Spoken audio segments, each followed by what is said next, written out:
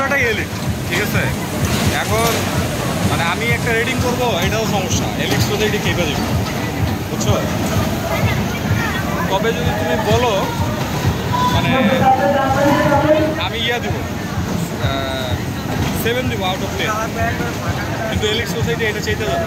Elite society বলবে যে 9 out of 10, বুঝছো।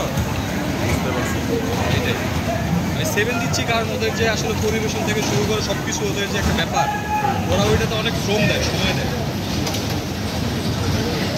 খাইছো স্টিক মানে পুরা ভাই, বুঝছো, একদম পুরা কোনো একটা ইয়া থাকবে না। খাইতে মজা, হ্যাঁ খাইতে মজা।